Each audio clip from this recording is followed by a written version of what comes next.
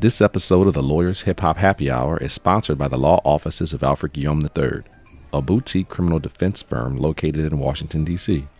The firm specializes in defending federal criminal cases. You can learn more about the firm by visiting our website at guillaumelaw.com. That's GUILLAUME law.com. Welcome to part 2 of my interview with attorney Brandi Harden. Country rap tunes. That's the phrase that comes to mind when I think of Brandi's love of hip-hop. Brandi does not mince words in the courtroom or about her favorite musical artist in the game. In this interview, we do a deep dive into all things Texas, from UGK to Geto Boys to the D.O.C, and of course we touch on Tupac. But my absolute favorite part of this interview was learning about her personal connection to one of my all-time favorite artists, Miss Erykah Badu. Sit back, relax, and enjoy. I will catch you on the B-side. Welcome back to the Lawyers Hip Hop Happy Hour. We have arrived to my favorite part of this interview with my good friend, attorney Brandi Harden. We are going to talk about music. Love it. And before we even get started, I'm going to just say that we have a special connection already because you are from the great state of Texas. That's right. D-Town. D-Town. You are from Dallas, Texas. Yep. The home of Badu. Right. You stole my thunder. I'm trying to do a lead up to one of my favorite artists of all time. That is Miss Erykah Badu. As everyone who listens to this podcast and who knows about this podcast, that we have our guests go through the crates before they come in and choose the records that we have in the studio at the time that they have a special connection with. And you not only have a connection with these records with Miss Erykah Badu, you actually have a real connection with Miss Badu, which I will have you explain. Sure. Right so now. Let me first say I am so lucky to be from the same state that she's from. She's an amazing artist. She is absolutely amazing. And listen, first album Badu is in 1996, changed my life. Listen, these are some of the best albums out. I must say, timeless. She really is my favorite artist. She's amazing. So it's not just that I have a connection. I basically was like, running behind her, chasing her, like, because I love her. Luckily that I knew some folks that knew her. So you know folks that know. So let's kind of unpack all of this. Sure. So you're a number one fan, as Absolutely. am I. But you not only are, many people who are number one fans may never actually meet the artist.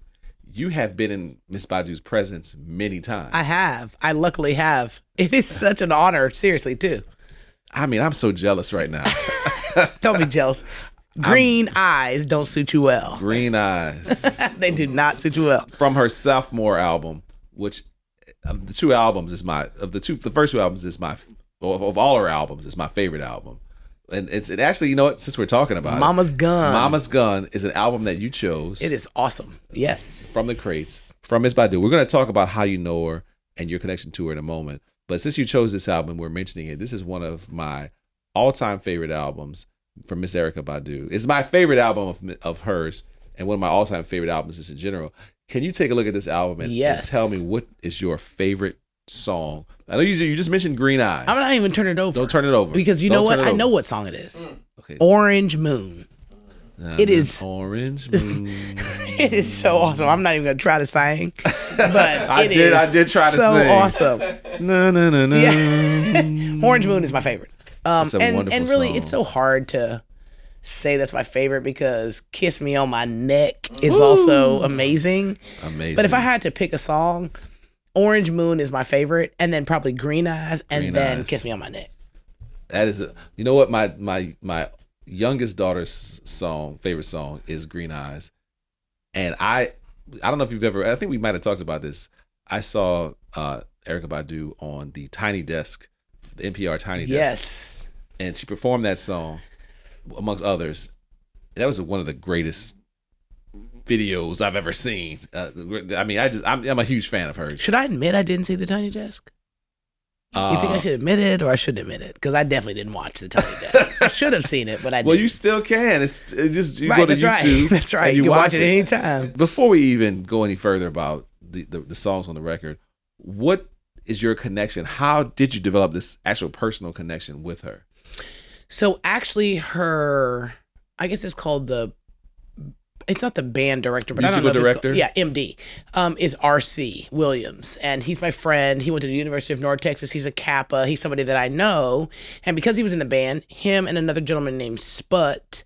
They were on the Tiny Desk. Right. And so I don't know if Sput was. I don't think he plays for it anymore, but Sput now has a group called Snarky Puppy.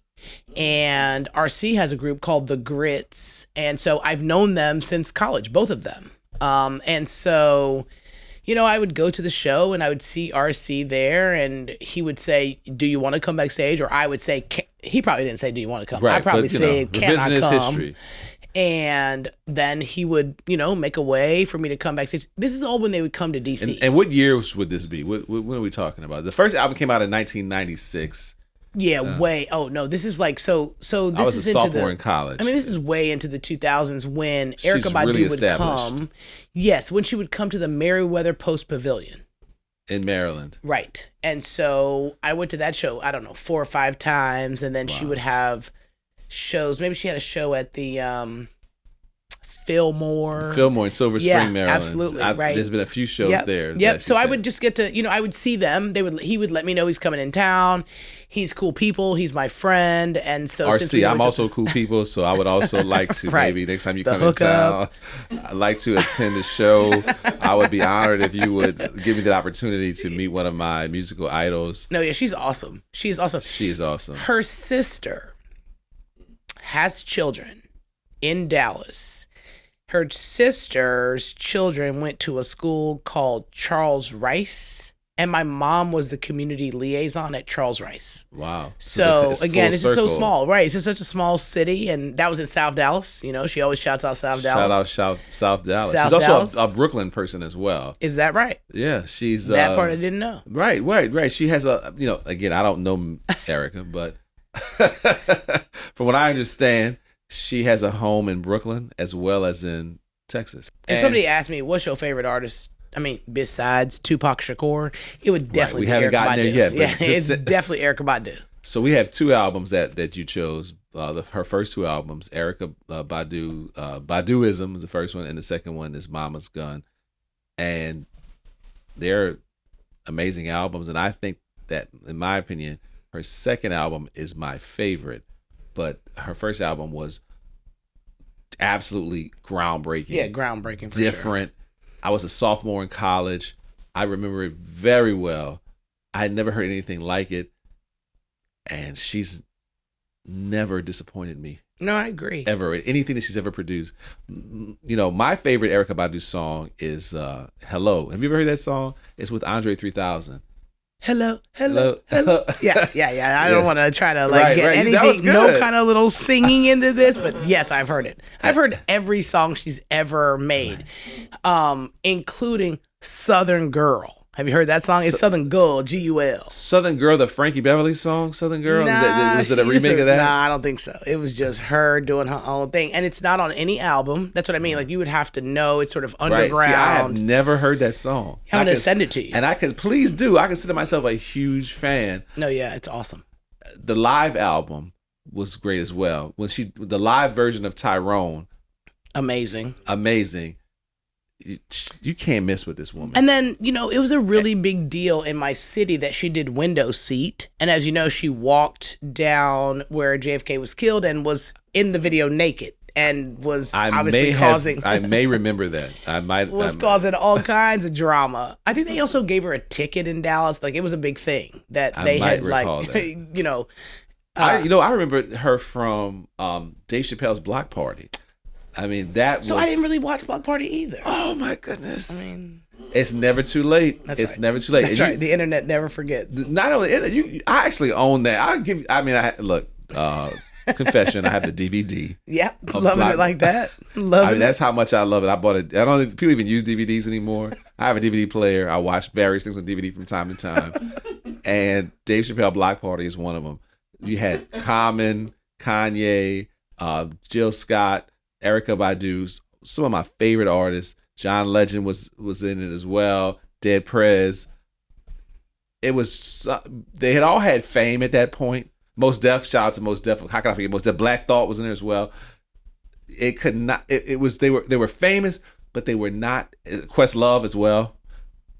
They had not achieved superstardom just yet at that point. Especially Kanye. It was. I think Black Party was released in 2004 thereabouts. Talib Kweli was in there too. How can I forget my main shout out Brooklyn, shout out Talib Kweli, shout out Dave Chappelle. Little C's was in it as well. So shout out to the whole video that I didn't see. Clearly, everybody. Clearly, I watched this a lot of times, but I remember Erykah Badu in the movie and the documentary, and I remember there's a moment in there where there's a wig she has on. It flies off because the weather. It's raining and the wind blows, and she just keeps it off. Like, hey, listen, life is what it is. She's awesome. She's like, it is what it is. If I ever get a chance to meet her, the next time that you and I hang out and we meet her, I will. Yeah. Ask her. That's right. You'll ask her all these questions. I'll ask her about that moment. Absolutely. I'm hoping I can still make it happen. I don't know. The last couple of Erykah Badu shows I didn't go to. We can. I've just been to 27 million, 50-11, right? As they say. That's what they say. I've been to 50-11 shows. I've been to 50-11 shows for sure. You mentioned a man who. Let me just say one more thing. Yes. I need to say, Erykah Badu, I apologize because she came this year. And she did a show with a go-go band that she has never done. So she has never explain I think to she our listeners Junkyard. who may not know what a go-go band is. Listen, it is the native music of the District of Columbia. There's a movement that says don't mute the go-go because at one point on Florida Avenue it was playing really loud and sort of folks were like, this is too much music and we want you to turn it down. And so go-go is a music that is from the District of Columbia. It's from African-American artists primarily. Absolutely. And many go-go bands play covers of other songs, but some go-go bands play their own original music. Yes. And it's live music with instruments. Always. I've been to, since I've been living here, a few shows myself. And before we started the cameras, you told me that I was too bougie, that I went to a very bougie go-go show. Although I started at Tacoma Station, I just found the more authentic, invested. Right? Yeah, that's a good word. Authentic. Authentic 35. Shout out DST. Authentic 35. But yes, the more authentic go-go places that have just awesome bands. And she played with, I think, Junkyard Band. Although don't quote me. I don't want to get it wrong. Whoever she played with. She played Sardines, and it was so Sardines jamming. is a D.C. Song. Classic, and we have a behind the scenes where I do of these of the episodes, and I talk about different music. So I probably will play some go-go music because we've had this discussion to expose those people who do not know. The most famous go-go song that everybody probably knows is, can you guess? 3 a.m, the Pancake House. Well, that's a famous song if you've lived here for a while. Correct. But I was talking about The Butt from EU. Oh, that's right. From School Days. From School Days. That's where it came. That's where it was first, I think, broadcast to the rest of the world. And that's EU and Sugar Bear. Correct. Yeah, that's absolutely right. Yeah, Doing the Butt. I think most people know that song. Even if they don't know that it's go-go, they've probably heard it. But that was a very popular song in the late 80s. I think 1987, 89 is when I want to say that. Yeah, that's about right.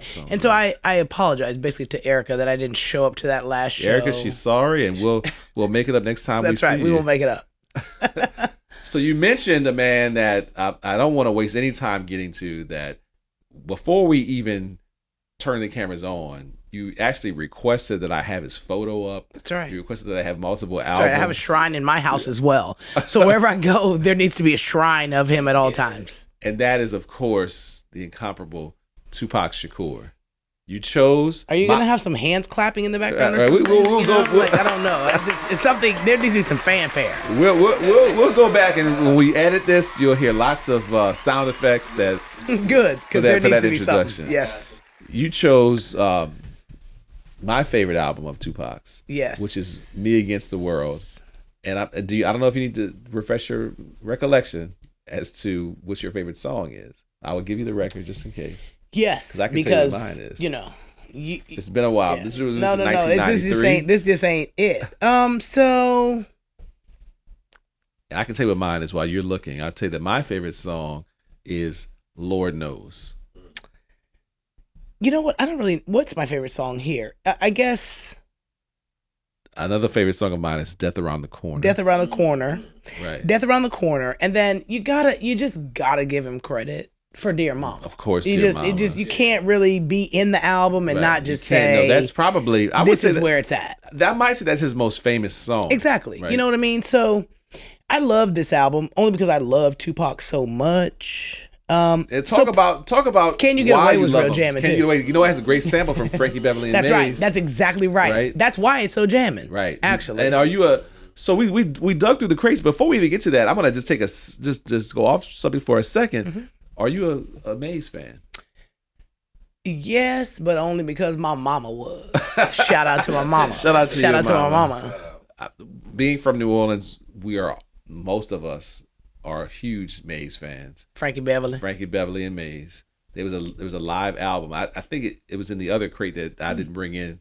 That's a shot that was recorded in 1984 at the Sanger Theater in New Orleans with Maze. It's a live album. It's one of my favorite albums, Maze live in New Orleans at the Sanger Theater. Anyway, back to Tupac. There was a sample on the "Can You Get Away" song from Maze. He was awesome. He's awesome, but this is the album, and I'm gonna say that you gave me a little bit of a hard time, and you said that is this the only Tupac album like you have? What is going on? Where's the double CD? All and Eyes where's on Machiavelli? Me and Machiavelli, like both released when I was in college. 96 and 98 were the two release dates. Yeah, I was in law school, and one of them, and the other one I was in undergrad, pledging, getting ready online. And shout out right. to your sorority. That's again. Right. Shout out to DST. Actually, Delta Sigma Theta Sorority Incorporated. Right. And which chapter? Alpha chapter. Okay. Alpha chapter. There you go. Spring 96. Authentic 35. And if you had to guess, I'm not the tail. I'm not the last person on the line. But if you had to guess what my number was, what would you guess? 32. 34. Oh, 34. So yeah.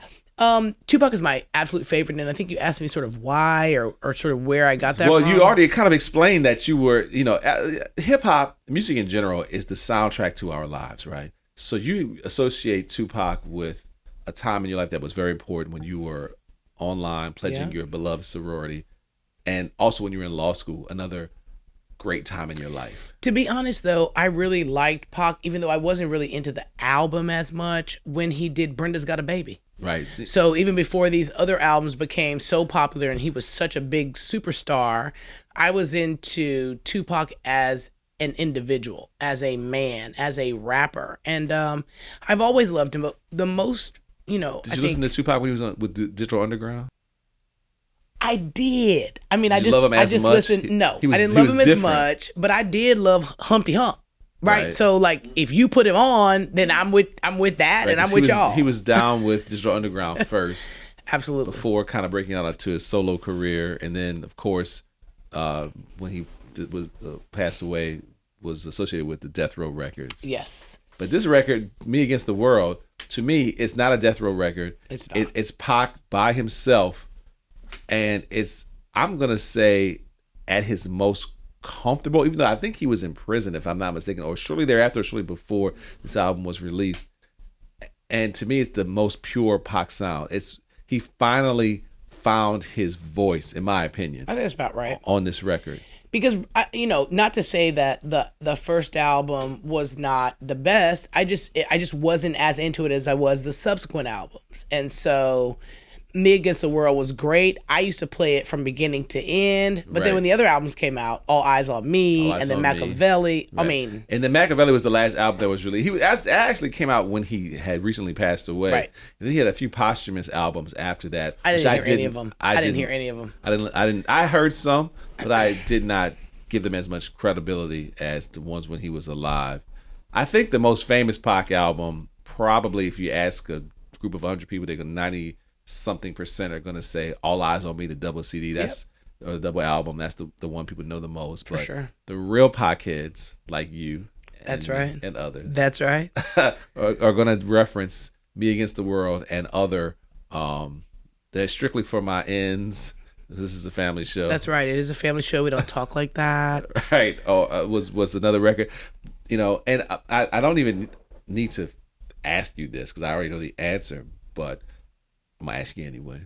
Okay. Tupac or Biggie? There's only one answer, just like Section 2. It is all about Tupac. Right. So Although, let me say this. Seriously, in all honesty, I loved Biggie's album. I was up here in New York. I hadn't really had a chance. I mean, I'm just saying, I'm from the South, right? So I'm all Texas. about country rap tunes. Country rap. We're going to get to that. So I just hadn't really had a chance to appreciate Biggie or East Coast music in that way. I mean, of course, Paid in Full, Eric B. and Rakim, Big Daddy Kane. I mean, I could appreciate it, but I couldn't really appreciate it like that. And so when I heard Biggie's album, The first album. I'm giving him all due credit. It was totally jamming. He just ain't better than Pac. So so Biggie, when he was alive, had 2 albums: Ready to Die, Life After Death. Pac had more than 2 albums released in his lifetime. I want to say he had 4 or 5. The ones that I know the best are Me Against the World, All Eyes on Me, and Machiavelli. All classic albums. But I'm going to not necessarily disagree with you, but just say that my preference is Biggie. But I love Pac, and there's no one that's ever sounded like him before or since. You know, and what's so unique for me, I mean, both of them were great rappers, but what was so great about Pac to me was Afeni Shakur, her... Tupac's mother. That's right, his mom, and his black consciousness. Right. That just surpassed it all for me. And so you like conscious rap? I do. But I also grew up in Texas where that just wasn't a thing, right? And so to be... Did you like X-Clan? Do you know about X-Clan? I don't really. No, that was a very niche. I remember hearing it. The Vanglorious. Do you remember? Yeah. Nope. Nope. Right off the side. But I really did just like that about him. I thought he brought a lot of confidence. Right. I also am into the fact that he's super handsome. Well, So there's that. That I love that, and I just love that. That's right. And then look at that level of confidence. Like that combination to me said a lot. And then there was just a lot of stuff that was happening with him that was in the public eye, and I just felt like he was standing up for himself. I came up at a time when C. Dolores Tucker was saying he famously mentioned her in the song. That's right. He absolutely did. And it was with an expletive. It was a total expletive. Right. I just was appreciative of the fact that he was willing to stand up in that way. It was certainly, our generation, someone from our generation that was different, and maybe she didn't understand. So I agree with you. And it's just so funny. Like you see this parental advisory that's on the album because he was willing to say controversial things, but also be conscious about the things that he was saying. And I think Dear Mama, for me, not only was it something that I loved, I mean, I didn't have the same struggles. Have you seen the documentary that's on Hulu? I have not. You should probably check that out. I'm always like on the verge of being a fan, but not all the way being a fan. You are a fan. You're 100% fan. I haven't seen it either. So of course, you're probably not going to watch it. But I did love the fact that he was conscious and that he was bold and sort of in his own lane. And for me, he definitely was in his own lane, right? And for me, that was all it took. Now, you mentioned something a moment ago that I'm familiar with, and some people may not be, which is country rap tunes. Country rap tunes. That's where it all began. A famous line by a famous man. Absolutely. In Texas. In UGK. And Underground Kings. That's now, right. We do not have, I was going to say, there's no Underground Kings albums. How is that possible? In the studio. But it does not mean that I'm not a fan. Help me understand. When we first met each other, one of the things we were talking about at some point was music, and you mentioned, I asked you were you a fan of hip hop because I'm a fan of hip hop for sure, and your answer was Pimp C. That's right, country rap tunes, Sweet Pimp James C. Jones, Tony Snow. Whoever you want him to be. So even though we don't have his record on the table, talk about your love of UGK, Pimp C, and all things Texas and hip hop. So, I don't even really know why I think part of the reason I have such a strong love for them is because they're from my hood, right? Of course. Like they're from, we always want to represent. That's right. They're from my town, Port Arthur. So first of all, UGK was not big. Like that's why you don't have an album in the studio. Because I've been listening to UGK for a long time. I'm just saying that like they were just big where we were. They weren't big everywhere. Right. And it was very controversial. I don't know that the world knows this, but it was very controversial for Pimp C to agree with Bun B to do that album with Jay-Z. Because they were like, we're not really... Right. Oh. The album came out in 98, Big Pimpin'. Right. Was the first time that many people outside of the South heard UGK and knew who they were. Because Pocket Full of Stones, which was like 1992, and even like the other album, which is one of my favorite records of all time, is the song Murder. The way the beat comes in on that song and the bass is so awesome. It's ridiculous. Diamonds up against that wood. Right. Diamonds up against that wood. Seriously. I mean, so for us, I mean, I say it all the time. I'm from the South. I'm from New Orleans. New York's in my soul, but my blood is in the South. For sure. So I knew I was on UGK way back then. But you're right. 1998 was the first time that many people knew anything about it. About UGK. You know? And I think, for me, I've listened to a lot of, unlike, sort of saying I haven't seen some of the things that are on film with Erykah Badu. I have watched probably every Pimp C interview there was. And there was also you're a true number one fan. Now, you talking about your DVDs. I got a DVD of Pimp C that's called Pimpalation. Wow. And it is a DVD. And there's a lot of songs, but there's also several interviews of him. I've never heard of that. And it was just great. I think, who he was as a man, who he stood for in terms of his family was all just great. And so I think the reason I repped UGK so much is because they were from Port Arthur, Texas. Shout out to UGK. Geographically, tell me how close. I always thought UGK was from South Texas. Am I wrong about that? No, they're closer to Houston. Okay. But because Dallas and Houston are about the same distance from New York to D.C. It's about 4 hours. Wow. Texas is so huge. Let me just say, Texas is ginormous. Shout out to my main man, Ezekiel Tyson, who's an attorney in Texas. I tried to refer him a case. And he was like, "Doug, that's too far." He said, "That's 8 hours away." I mean, what do you say? I said, "In the same state." He's like, "Yep." He said, "Yes." So I mean, I loved them because they were from our town. Same is true for Geto Boys. Same is true for Jay Prince. Same is true for all of them. Rap-A-Lot. That's just where it started for me. Rap-A-Lot was the first ones on the scene, and then it just sort of morphed into UGK. Yeah, it's so great that you bring up the Geto Boys. Geto Boys, Bushwick Bill, Scarface, Willie D. I mean, I was a kid. I guess I think that first album was released in '89. That's about right. My Playing Tricks on Me around that time, late '80s. One of the best opening lines in hip hop history. Okay, that Scarface says. Oh, I thought you were gonna say Geto Boys says. So I don't know. Well, what's Scarface, the one? I sit alone in my four-corner room staring at candles. I mean, absolutely. Can you think of a better line? No, seriously, that was some awesome music. I mean, I was a kid. I had to tape the Geto Boys tape. I remember they were in the hospital. Bushwick Bill had the crazy eye. that messed up eye. Yes, ma'am. He was in a gurney. Yes, ma'am. So, shout out Geto Boys. Shout out, and I don't know. I always talk about this in many episodes. I've talked about this, but I want to ask you: Did you know?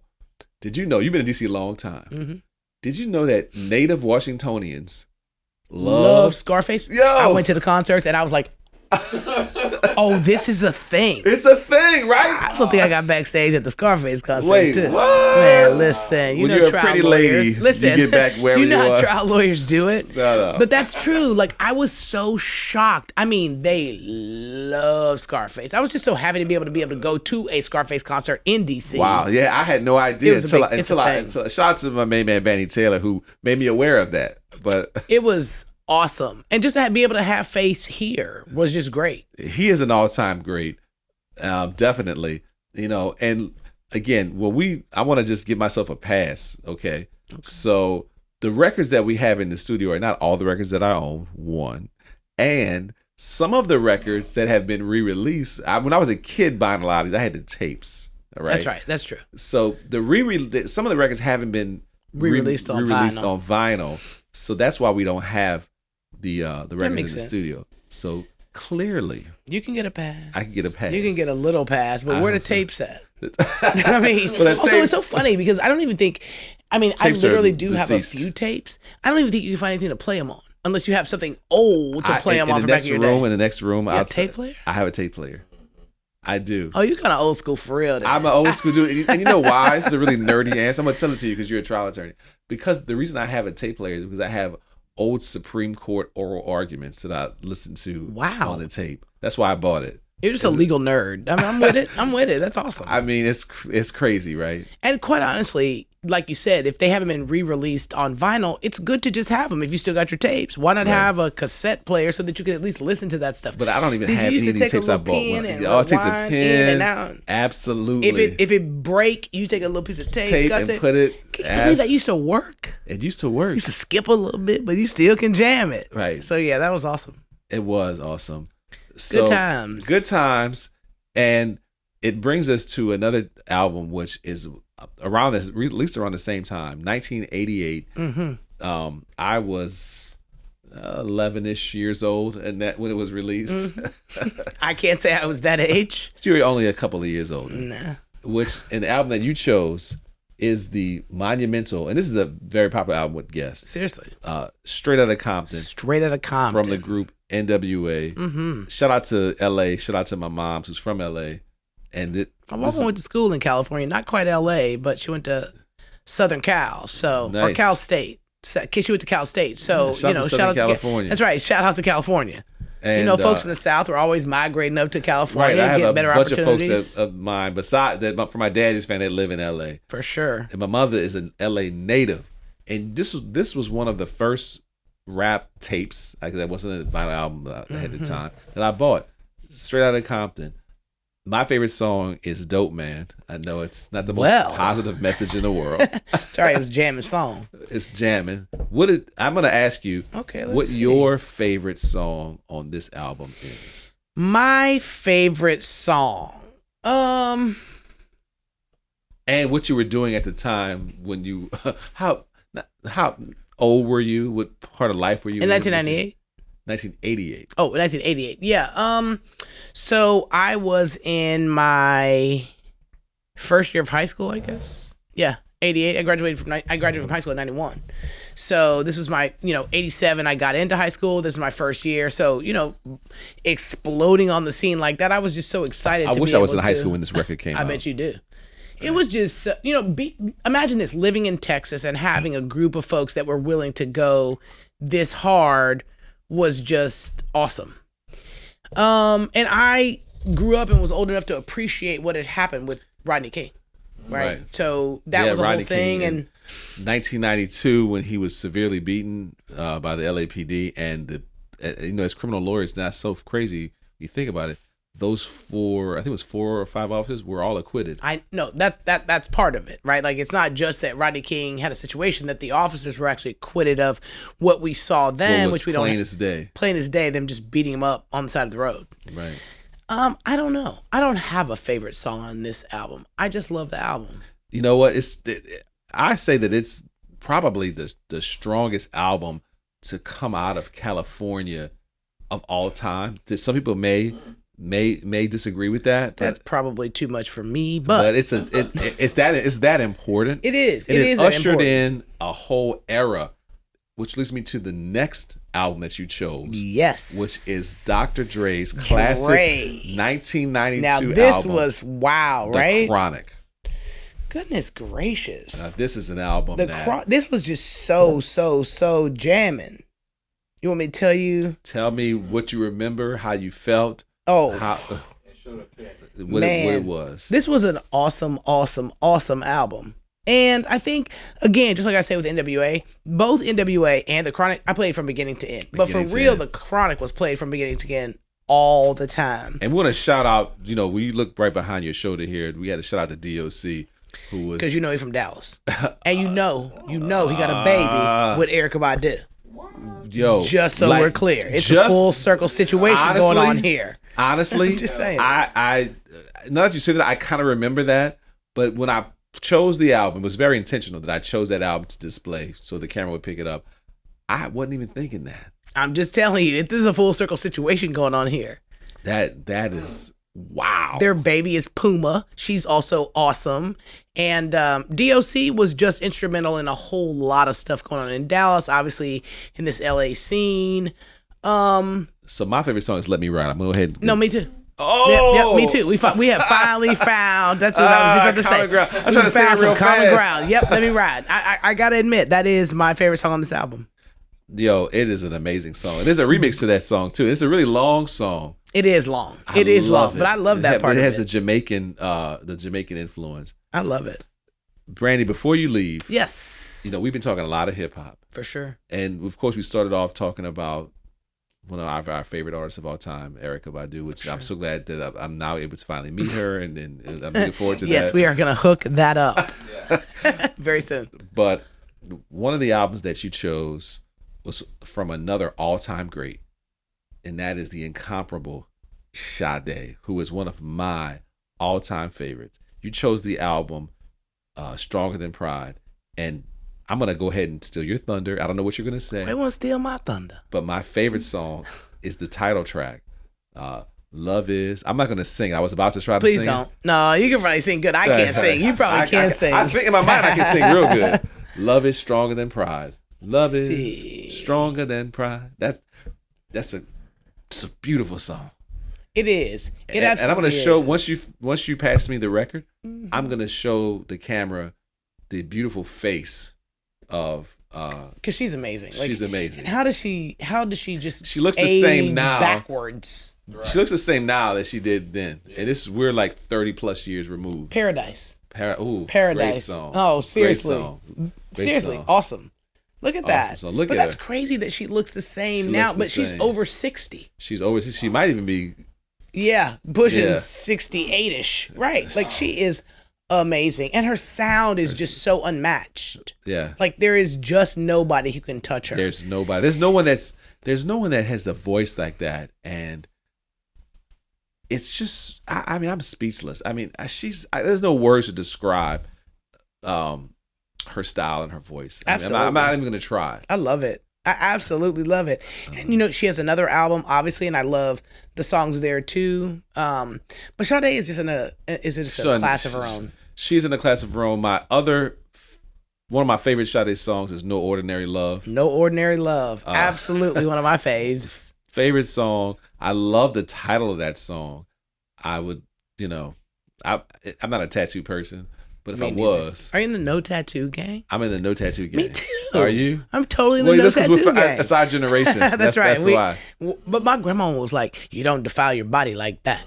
Don't be putting that stuff on your body. So again, I'm from the generation where when your grandma and them say something, you just do what they say. You just do because they knew better than us. That's right. And we didn't talk about this in your other interview, but just before we get out of here, I want to ask your family, your mom, your grandmother, everyone, Texas-based? Everybody's from Texas?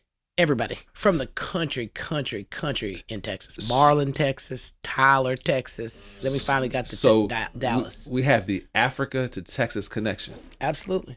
That's exactly what it is.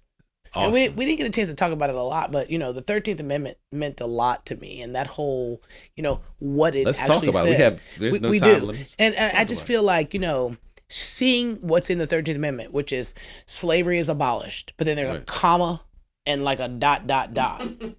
Except. Why would there ever be an exception? Why would there be an exception? An exception in what way?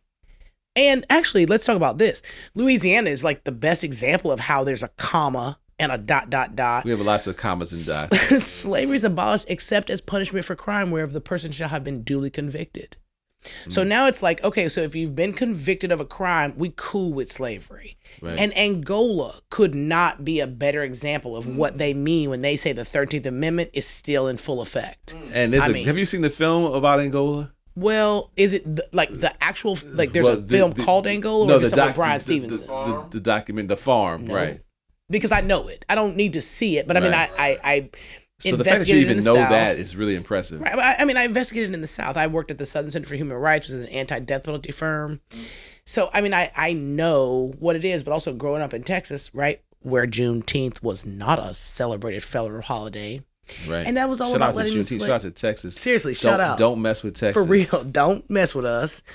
But again, letting the slaves go 2 years late, those are things that, were in my mind. Can you even imagine? 2 years. What you mean? Y'all just didn't let us know. One day. So we just kept on going. So again, those kind of things really mattered to me. And I think, that's part of how I come to music. That's part of how I look at certain things. That's part of why I like the certain music that I like. And certainly taking us full circle back to Tupac and his Black consciousness. I mean, like, if you are talking about Black conscious issues, I'm standing with you. Absolutely. And he really was. Brandi, I don't know that we can end on a better note than that. I want to thank you for coming in, sharing your story, sharing your musical knowledge with us, and sharing. Sure. So we ended our first interview with me begging you for a job. We're going to end the second interview with me begging you for an invitation to meet one of my favorite artists. Erykah Badu. I'm going to find a way to make it happen. We are definitely going to make it happen. So I appreciate you. Thank you so much. I appreciate you for doing the podcast, for opening the eyes of everybody to the world of hip hop, to the world of lawyering, not just any kind of lawyering, but criminal defense lawyering, which was taught to us at Howard University through Charles Hamilton Houston. Like, we stand on the shoulders of those giants, and I appreciate the podcast, and I appreciate you for having me. So thank you. Thank you so much, and I hope you come back and join us real soon. I definitely will. Thank you for listening to this episode of the Lawyers Hip Hop Happy Hour. Please subscribe to this podcast. It's available everywhere, including Apple, Spotify, and Amazon. New episodes are released on the 12th of each month, and if you'd like to see the video version of any interview, they can be found on my YouTube page at the Lawyers Hip Hop Happy Hour. Thank you for your support, and I'll catch you on the B-side.